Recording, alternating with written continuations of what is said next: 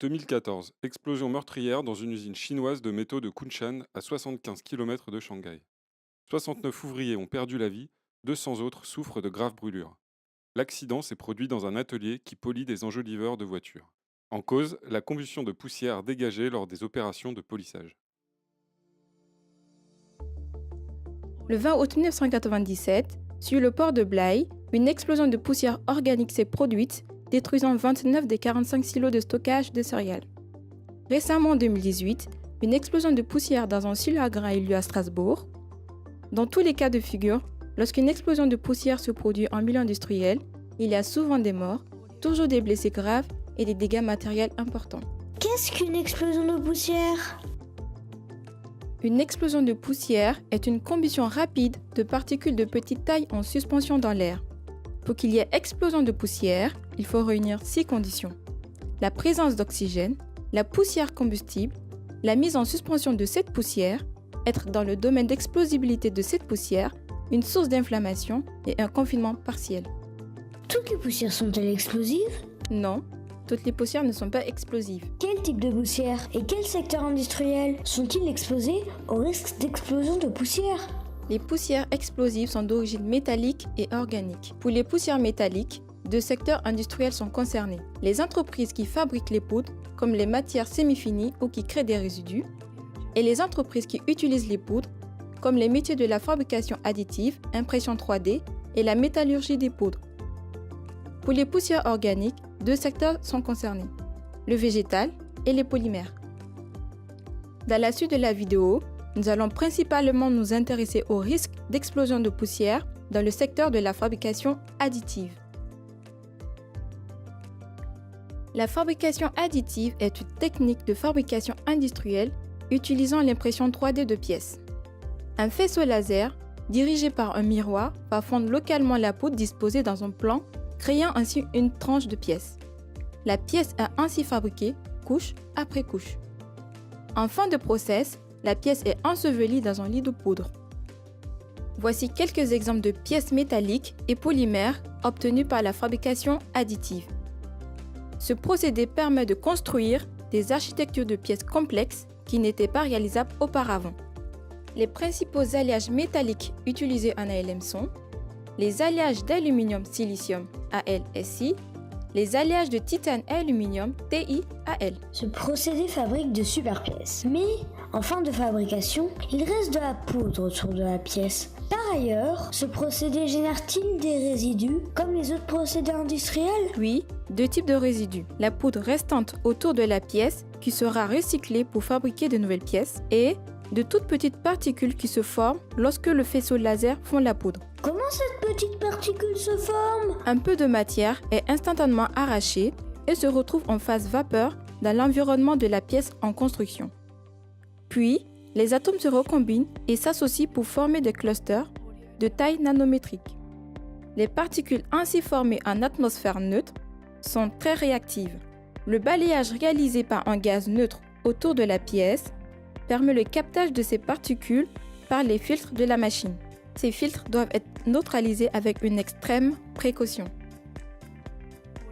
Il revient donc à l'ingénieur sécurité, lors de l'installation d'une machine ALM, de mener une étude de sécurité. Dans ce contexte, il réalise une analyse de risque en collectant les caractéristiques des poussières, en imaginant des scénarios d'accident et en définissant les classes de matériel ATEX. Il pourra collecter les données nécessaires dans un centre de transfert ou avec le soutien d'un laboratoire de recherche. Néanmoins, toutes les poudres métalliques ne sont pas encore caractérisées. Et bien que des données existent sur les poudres des métaux purs, il n'existe que peu ou pas de données concernant les poudres d'alliage d'aluminium et de titane. Tel est l'objet du projet Expalt. C'est quoi Expalt et comment avez-vous eu l'idée ? Le projet Expalt est né à la suite de 2 collaborations. En 2014, une avec le CETIM Certec sur le risque d'explosibilité des poudres d'un alliage aluminium-silicium et une en 2015 avec MBDA sur le risque d'explosibilité des poudres d'un alliage titane-aluminium. Ces 2 études montrent que les alliages présentent un risque d'explosion de poussière similaire aux métaux purs. Mais elles montrent également que les paramètres caractérisant ces risques d'explosion de poussière ont des valeurs différentes de celles des métaux purs. C'est de là qu'est née l'idée de ce projet de recherche Expalt. Les partenaires du projet Expalt sont les laboratoires PRISM et SEMTI, le Centre de ressources technologiques CETIM-CERTEC et les industriels MBDA et ThyssenKrupp. Financé par la région Centre-Val de Loire, il est coordonné au niveau scientifique par le professeur Philippe Gillard et coordonné au niveau administratif par Yves Parmentier, responsable du pôle capteur.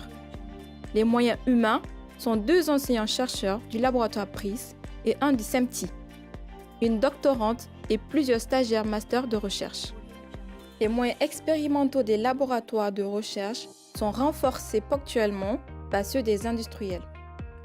Une large gamme de différents types de poudres est étudiée. Pour chaque lot, il est nécessaire de mesurer précisément la composition, la granulométrie, d'identifier la géométrie de la particule et de définir le cas échéant leur état métallurgique d'oxydation.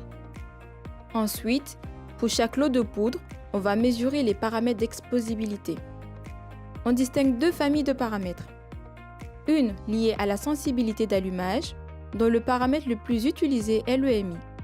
Sa mesure se fait avec un tube Darkman. Et une seconde famille, liée à la sévérité d'explosion, dont les paramètres pression et vitesse d'explosion sont mesurés en sphère de 20 litres. Comment une poudre peut-elle exploser? Prenons le cas d'une explosion de poussière dans le tube Darkman. À T0, au début, la poudre est au bas du tube. À T1, la poudre va être mise en suspension par un jet d'air, puis à T2, un peu plus tard, l'arc électrique est déclenché.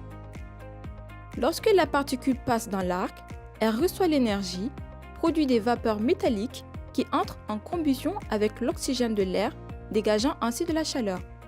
Cette chaleur est transmise de proche en proche aux autres particules qui s'enflamment à leur tour. Regardons maintenant une explosion réelle filmée dans le tube Darkman. Une quantité de poudre mesurée et figée pour une série d'essais est disposée régulièrement à la base du tube Darkman. Elle est ensuite dispersée par un jet d'air avant d'être mise à feu par un arc électrique. On détermine ainsi l'énergie minimale d'amorçage de la poudre. En utilisant le même principe, les effets de pression et de température sont mesurés dans une enceinte sphérique close. Pression et température sont enregistrés en temps réel. Après l'explosion, les produits de combustion déposés au fond de la sphère sont prélevés et analysés.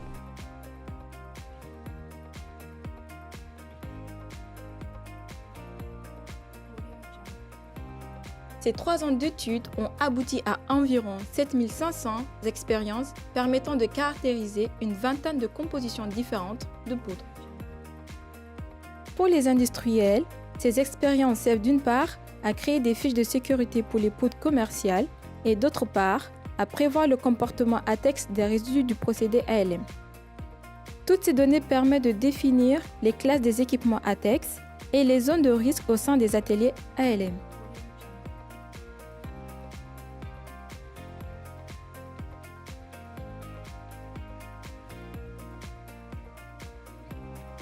Pour les scientifiques, ces expériences permettent de mieux comprendre les mécanismes de combustion et d'améliorer les capacités prédictives des modèles de combustion utilisés dans les logiciels existants ou futurs.